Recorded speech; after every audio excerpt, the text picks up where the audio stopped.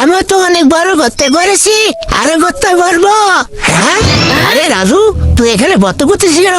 আরে রাগ ভাই, মাটির নিচে থেকে নাকি সোনা পাওয়া যায়, এই জন্য আমি গর্ত করতেছি। রাজু পাগল হয়ে গেছে, ও নাকি মাটির গর্ত করে সোনা বের করবে। হ্যাঁ, আমাকে নিয়ে মজা নিতেছ? দেখ, আমি মাটির নিচ থেকে তো সোনা বের করবই। এই পেয়েছি। আরে দাদা, একটা ভূতন। সোনা বিছাতে দাও তো, মাটির নিচ থেকে একটা খালি বোতল বের করলো। হ্যাঁ, আমাকে নিয়ে মাথা নিতেছ? আল্লাহ, তুমি চাইলে তো সবই সম্ভব। আমি জানো মাটির নিচ থেকে সোনা ভাই, তুমি ব্যবস্থা করে দাও। বন্ধুরা, তোরা চ্যানেলটা সাবস্ক্রাইব করে কমেন্টে আল্লাহ নামটি লেখো, তাহলে আল্লাহ আমাকে সোনা দিয়ে দিবে। আরে এগুলা কি? আরে এগুলা তো সোনা। আমি সোনার কয়েন পেয়ে গেছি।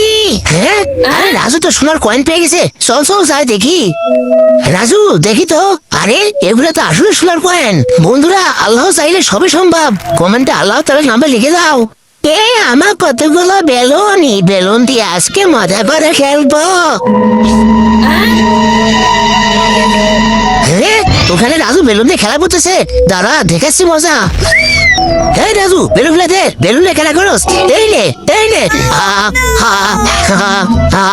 আরে ভাইয়া, তো আমার রব্বুলা বেলুন ফেলে দিয়েছে। আরে রাজুর বেলুনগুলা ফেলে দিয়েছি। রাজু তো কান্না করতেছে, যাই রাজুর কাছে মাপ চেয়ে আসি। রাজু, সরি, আমার ভুল হয়ে গেছে। আমার বেলুন ফেলে দিয়েছো, এই নাও। কি বল?